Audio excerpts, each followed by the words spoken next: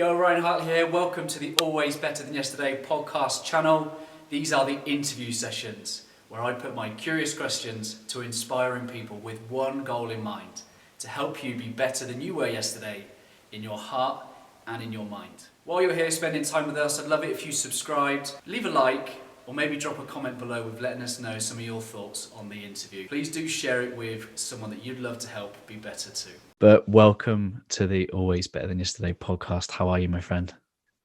I'm doing great. Thank you so much for having me. It's a real pleasure to be here. I am sat here with the legacy of quarantine. You took the time to put your heart and mind and your story into this book here, Conquer, Overcome Setbacks, Build Resilience, Restore Hope. Why did you choose to use quarantine to write a book? I had a lot of extra time on my hands, so that helped. But I think through all the years, I've had so many people say, "Hey, you should write a book about your life. You've had a pretty interesting life and lots of adversity and challenges. You overcame them." And of course, I'd always blow it off. It was like, "That's nice. Appreciate that." But when 2020 happened, it was, the whole world was going through adversity for the most part. And it just seemed like the right time. I just wanted to tell my story, be an encouragement to people, and just pass along some lessons learned, from the military and just my time since the military, and just try to be of some value to people. I love that. It's such a great story. And I'd love to know, what was life like pre-2003? Yeah, so 2003 and before, I was a military officer. I was in the Navy, the U.S. Navy, and for me, that was a dream come true. And I'll tell the story in the book. So I started off as a lowly, swab decks. I was an enlisted guy, and just thought, someday I'd really like to be an officer, and kind of learned that path and what I had to do. And I got a college degree and achieved my dream. I became a naval aviator, and just was having a great time. It was just awesome. We lived in Iceland, of all places, so we were pretty close to the UK, and just fantastic. Just having a lot of fun, me and my wife. And then, things kind of came to a sudden stop. So at the time, there was a huge drawdown in the U.S. Navy and the U.S. Air Force, because they were moving money around. And I'll talk about that in the book, so I won't get into too much detail. But they were reducing the force, and I was part of that group. So I was part of 1,600 military officers that were given a chance to exit, and so life suddenly changed. So so the fact that you had no control over that, did that make it easier, or was it harder to take? Yeah, for me, it was really hard because I was living my dream, and I try to think of analogies. If you're a doctor, for instance, and let's just say there's too many doctors, and the government says, "You know what? I know you invest all this time, money, effort, years, but unfortunately, we have too many doctors. So we're going to have to ask you to go do something else." And so, kind of a weak analogy, but that's the way it felt. That was something I couldn't control. And so that was just a journey, the beginning of a journey for me to learn how to readjust my life and to build some resilience. It was a setback for me personally. And things like this happen to a lot of people, whether it's in their career, personal life. So naturally, I'm not the only person who's ever experienced that, but I try to use some parallels from that experience and how somebody else could use that to have some resilience, have perspective, just gain some hope out of a situation like that. You describe an intimate moment where you told your wife, and obviously she's shedding some tears, and you're trying to be strong and for her and the family, and then you go back to work the next day, as if it's routine. Like, what were those preceding kind of months like for you in terms of trying to figure out how to weather the storm of that setback? Yeah. So the next day, I showed up at work, And it was just surreal. It was like, at first, nothing had ever happened. You're in cruise control. You're going through your morning, get to the office, same exact time, put my jacket on the chair. I'm getting ready to start my day. And then the chief that I work with, one of my guys, he comes in, he's like, "Sir, I heard about what happened. I'm sorry. There's got to be some mistake. Do you know what's going on?" And I was like, "Chief, I don't really know what's going on. Still trying to process all this." And he's like, "Look, you're one of the best officers I've ever worked with. So I've got your back. So whatever you need." And just that relationship just became so great over the next 6 to 9 months that I finished up my time on active duty. And just a great human being and just a great guy. And he was just the person I needed in that season. So I love that. You dedicate the book to your parents, in part to your parents, and you acknowledge their extraordinary resilience and hope in the face of the impossible odds. How much did you draw from that? Tell us a little bit more about that. It's I think you don't really truly appreciate your parents until either, number one, they're no longer with you, or you've been gone from home a really long time, maybe in your 20s, 30s, or even 40s for some of us. But they had some disabilities. I grew up in just amazing poverty. It's almost like another life that I lived, but just they were really great human beings, great people who had got dealt a really tough hand. So they both had disabilities. They relied on each other. Didn't have much money, and so it was looking back, it was a pretty unique way to grow up. I felt like sometimes I was their caretaker, so I grew up really quick. But yeah, I dedicated the book to them, and just they had amazing resilience. Now that I look back, I didn't know it at the time. I didn't realize it, but just very simple people, and they just love people, and but they had to fight. They had to have a lot of resilience. So how did you make the best of this situation then? Is it 2003 where this happened? Yeah, so so that was December of 2003. And so I had another 6 to 9 months left on active duty, so there was a transition period and a time to kind of say, okay, what's next, and to process it, to get myself ready. I was finishing up my second college degree, so that was fortunate, but not really knowing what I wanted to do initially, and figuring out what I was going to do the rest of my life. So I got into some different things: project management, consulting, and then eventually I got into my career in sales, thankfully. But it's just like most people. You graduate college, or you're starting off in a new journey. You're kind of making your way, and so there was a tough time there for about 2 years. It was tough going there. Really trying to process what happened, and during that period, my mother had passed away, and so of course all these things I'm dealing with, and I wasn't doing a good job of processing it. I wasn't doing a good job, and I didn't really have the tools to kind of handle it all at the time. It got to be really overwhelming.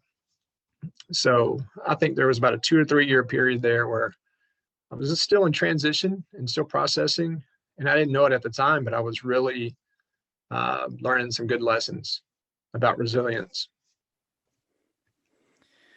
Do you think resilience is something we develop and we prepare before the fight, or do you think resilience is something we earn having come through the fight? That's a good question. I think it was Mike Tyson who said, everybody's got a game plan until you get punched in the face. So, for me, I think it's when you're going through the fight, when you're going through something tough, you don't realize it, but you're really you're learning some good lessons, and you're learning some tools. You're learning how to survive, or whatever the case might be, and then eventually you'll learn how to thrive once you come out on the other side of whatever challenge you're going through. So I talk about that in the book, and how to thrive, and how to have perspective, and how to if you are going through a tough time, what are some practical things you can do to stay resilient and to get through?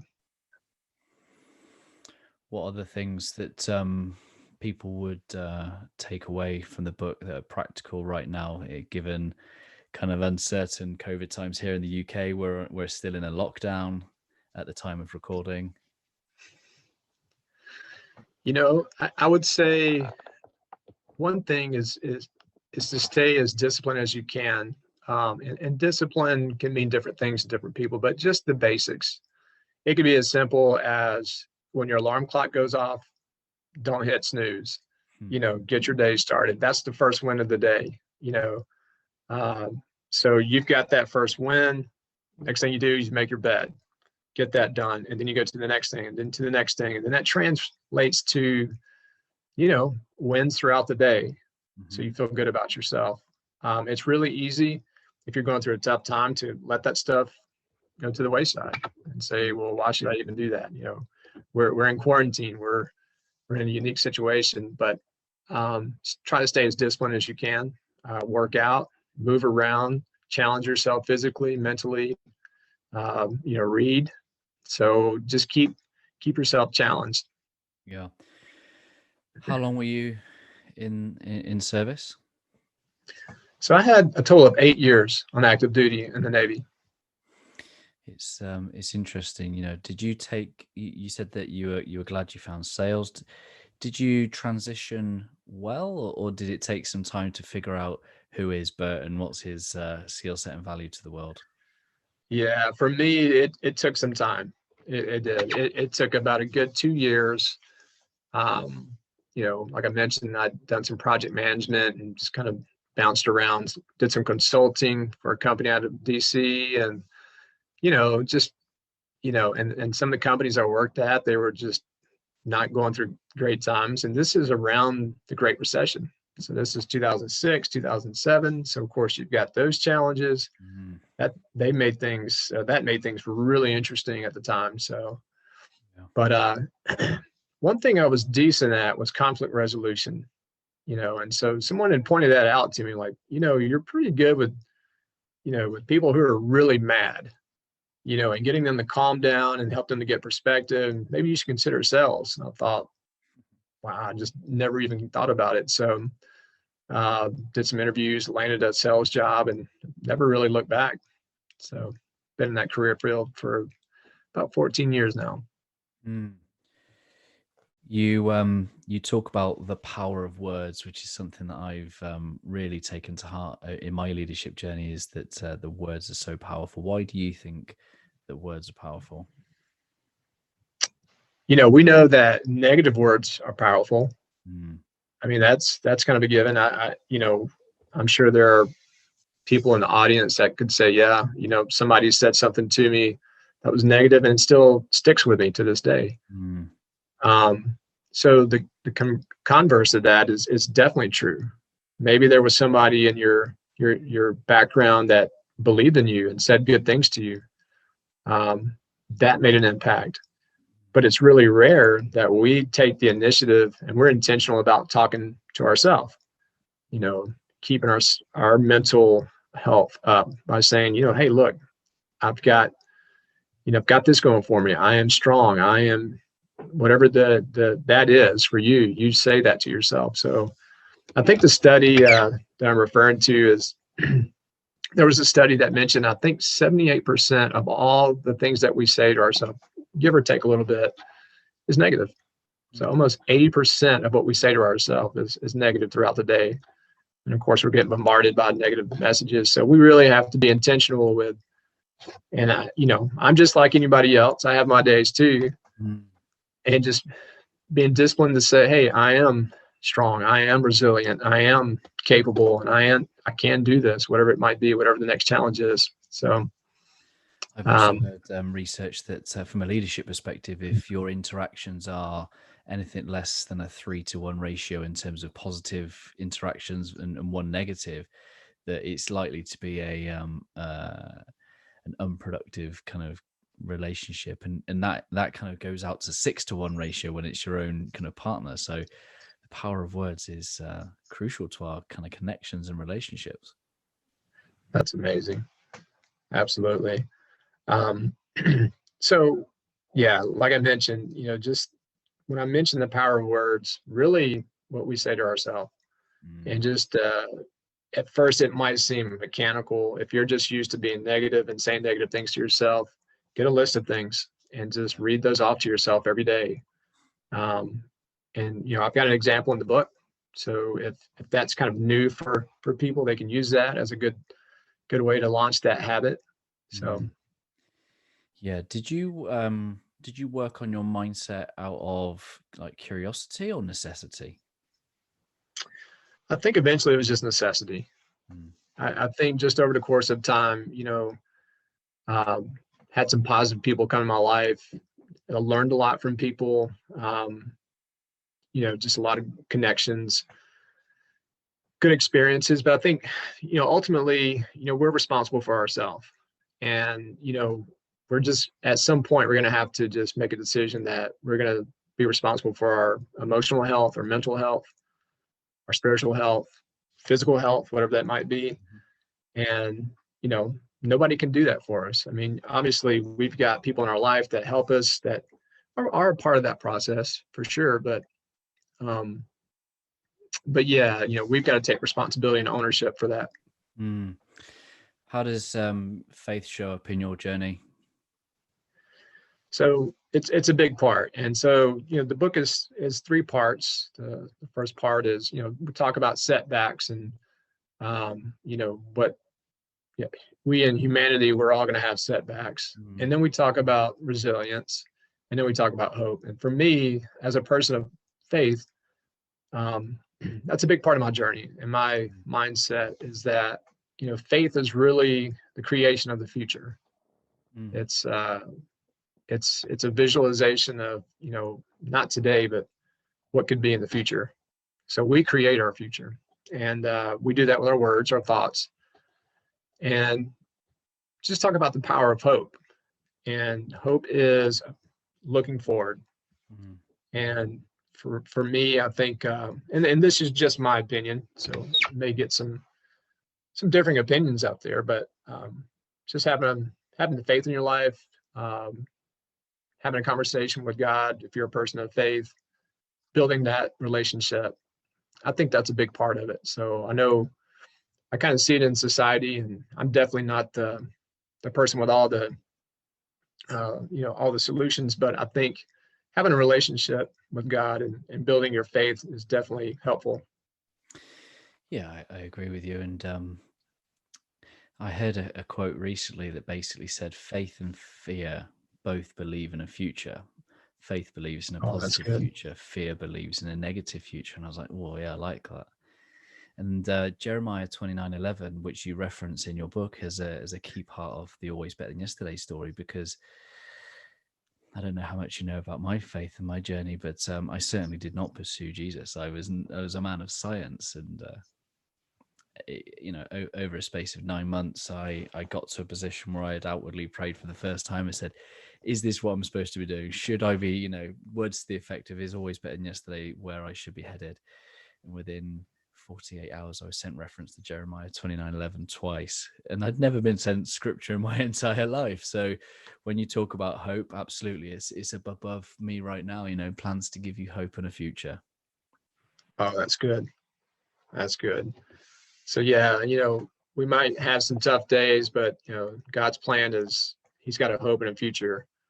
So change your outlook to the future as much as possible. Mm.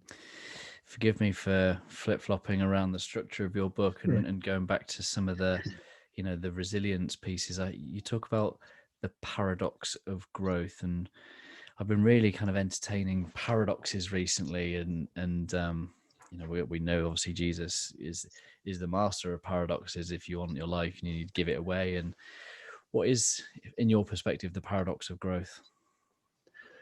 Well, I touched on one of the factors. I know in the U.S., we are prone to just overwork. It's all about Mm, the American work ethic, and we're going to outwork each other. And a lot of us, and I'm sure this is the case in a lot of different places, not just America, but it's 7 days a week. Yep. and just the mentality of push, push, push, when really eventually I think you're just going to burn yourself out. Yep. So one of the paradoxes of growth that I touch upon is being intentional about getting rest. So taking one day to unplug. If you can't do that, at least 12 hours to just relax and unplug, and your creativity, your ability to to be resourceful, and it's only going to go up. It seems to not make sense to a lot of people to take a day off and relax, but I make a good case Mm. in the book. And full disclosure, like intentional rest is something I am not good at. It is something I'm not good at. It's so what practical things might you suggest to someone like me who is just, because it is the paradox of growth, because you love it, you do it, you don't. And yes, my one word for this year is intention. How can I be more intentional? If you're on a fitness regimen or program, you're going to be intentional that every day I'm going to show up to the gym or whatever the case might be, or I'm going to do these type of workouts. This is my plan. I would just say, plan that day, put it on the calendar, and say, yeah, I mean, almost like it's something you're going to check off your list. If it's not 24 hours, then at least half a day. And of course, spend time with family and eat some good food, rejuvenate yourself, read if you're into that. Whatever it is that charges your batteries, definitely do that. So maybe just unplug from work, not think about work for half a day, and then just come back. So I think over the course of time that usually does a lot of good. And just on cue, I can hear in the background your dog. I think having a dog here in our Yeah. family. Yeah, somebody just came in. Yeah, So is having a dog here as well has been great for that. Get outdoors and get out in nature. It's been great. yeah. So it's beautiful here right now. So just getting out, and that's one thing I've done since the quarantine has started, is just getting out in the middle of the day, walking, get some fresh air, just little things, because it's really easy to sit and work all day. So yeah, you use a beautiful analogy metaphor in one of your chapters. It's about mountains, oceans, and bamboo. Bring to life mountains, oceans, and bamboo. yeah, so that's just kind of an interesting analogy that I use for all three. So for instance, mountain climbers, full disclosure, I'm not a mountain climber, but I'm just fascinated with people who do that. But they go to a certain altitude and then they take a break. They have to acclimate. So you could take that to mean, whether that's your career, that's your journey. There are definitely times where you have to stop and kind of take in the moment, take in the season you're in. Just what have you learned, and just kind of soak things in, have the growth mindset. And that means that every day is a new day. Every day you're learning something new, which is kind of the core of what your program is all about, which I absolutely love. But yeah, just getting to those plateaus and then regrouping, going to the next base camp. So obviously, if you just climbed a mountain and you didn't do that, you're going to hurt yourself. So with oceans, it's kind of the same idea. We talk about, for instance, if you're at the beach and it's a rough day and it's very wavy, it's going to knock you down. You get back up. So fall down 7 times, get back up 8. That's kind of the mentality. And we use the example of, I've learned languages in the past. So, it's frustrating, it's uncomfortable, but you just keep going. And so that's kind of the analogy for that. And then for bamboo, it takes 5 years for a bamboo plant to grow. I think it's 5 years. It could be 5 to 7, but those first 4 years, you're not going to have any growth. And no, it's just very discouraging. But eventually, that 5th year, it just sprouts up. So it just takes time to see progress. I love those analogies. What gives you hope and purpose now? We're fast forwarding, 15 years from your time in the military service, and what gives you kind of meaning, purpose, and hope in life right now? Yeah. So for me, obviously my family is very important to me, but contribution more than anything, contributing to the next generation. Mm. It could be small things, just saying an encouraging word to a young man at the gym, or just whatever that looks like. But just, I'm in that transition of doing all the good I can as much as I can. So whatever that looks like. When it comes to leadership, I'm kind of the encourager. I'll encourage other leaders to go as far as you can. So yeah, that's kind of my place in the world right now, is just encouraging people and trying to be a light wherever I am. Mm. So. And you've been using your social media profile over the last couple of years to do some crazy challenges to inspire people. Yeah. So yeah, I've got a challenge of doing 100,000 push-ups for veteran suicide. So I'm about 3/4 of the way there. Got a ways to go. So it's going to take me about 1.5 years to get that done. But so once I get to a certain level, I'll post something about it and just bring awareness to the issue of veteran suicide in the U.S. Yes, I had Jason Wood on this time last year, and again, former he's a US veteran, and again talked very passionately about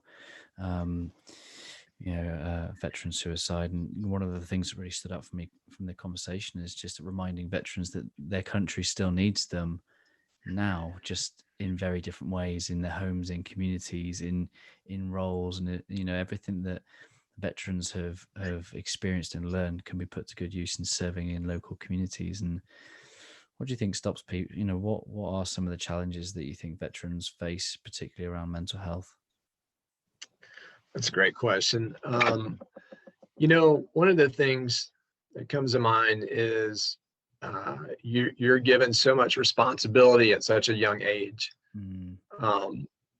And you're given a title, or whatever that is, and so one day you're Lieutenant Smith, and then the next day you're not. So and just you know exactly what the expectations are in the military. When you're a civilian, it's completely different. So I think a lot of veterans have a challenge with the transition period, just kind of going to a new environment. You don't have the same identity, so it's an issue of, maybe call it an identity crisis. I'm not an expert in that field, but just kind of saying, hey, I'm not Lieutenant so-and-so, I am just John, and just making that transition. And for some veterans, that's tough. Yeah, I hear you. What is the way that you choose to look back on being removed from active service? How do you choose to look back on that now? I was really fortunate. I learned so much on active duty, leadership, technical skills, just a lot of things I can use in my career in sales, or just it could be small things, my home life. Just, I think for me, it was great for me looking back. I needed the extra discipline. I needed the structure, and a lot of things that come with that lifestyle. So looking back, I'm very appreciative that I had a chance to go through that. So, look back, and I just made some great friends, learned a lot of great things, a lot of leadership principles that I still use today in my personal life and work life. Not in the area of management, but just influence and just taking care of things every day. So a lot of tangible, great lessons that I learned from the military. You in each of your chapters, you quote somebody, some profound. If others were to quote something from within your book or something you've said over your years, how would they be quoting you? Oh gosh. That's a great question. I've got the book here, so just give me one moment. So there's, in the section on hope, I talk about, what hope is. There's a sentence for hope, and just essentially that it's the ability to look to the future And then resilience just gets you through today. Mm. And so for some people, that's just a challenge in itself. And so building that resilience muscle, navigating the challenges of today and then staying focused on the future. And that gives you hope to keep going. And whatever that looks like, you can use that metaphor however you want, but yeah, that's, I can't think of the exact words I use, but that's kind of the thesis of the book. I love that. What does the phrase "always better than yesterday" mean to you? The growth mindset. It's a book from professor at Stanford, and the name is kind of escaping me now, but Carol Dweck. Carol Dweck. Yeah, it's a fantastic book, and it's all about not yet. I'm not good at this yet, or I haven't learned this yet, and I really appreciate that mentality. For me, that was a good switch, because I had the mentality for the longest time that either you are a certain type of person or you're not. You're good at something or you're not. You're a math person or you're not. And it's just simply not true. I mean, you can excel at anything. And so when I see your title, that's what that means to me is, we're progressing. We're all in the process. We're all trying to get better, whether that's leadership or whether that's, a fitness program, whatever. We're all in the process, being patient with yourself and being patient with others. I love that. Thank you. So people can connect with you in a number of places. I'll add that in the show notes below. But Facebook, Instagram, Twitter, LinkedIn, how can they get hold of a copy of your book, Conquer? Yeah, so it's on Amazon. So you can get a paperback, or it's on Kindle as well. So it's available on Amazon. Love that. I didn't ask, why the word conquer? I wanted I had some different titles in mind, but I wanted a one-word, something that was strong and something that would be encouraging to people, especially in this season we're all going through, is that we can conquer. We can get through this. You can get through a bad day, or you can get through a tough season in your life, so you can conquer. And so my hope was just to have a short book, but tangible tools for people to use. They can conquer whatever challenges they're going through. I interpret a lot of meaning in the arrow that's on the page. What's the meaning behind it? Or am I reading too deeply into it? It's kind of a graph of life. Life is it's not linear. For anybody, I mean, they can see it. So if we're honest with ourselves, that's probably being nice. It should probably be a big squiggly line. But no, it's yeah. But just the setbacks and the growth. I love that. But I'm really glad we got to have this conversation. Thank you for taking time out of your day to come spend it with us in the community. And I'd be honored if you can share us a final thought from your good self. Yeah, thank you so much. This has been a pleasure. I mean, I just had the utmost respect for you and what you're doing, and your courage of stepping out, and your message. I would just say, tomorrow's a new day. And we're all in the process, and just be encouraged. God's got great plans for us, and just stay focused on what's ahead. I love that. My friend, thank you so much for your time. Thanks, Ryan.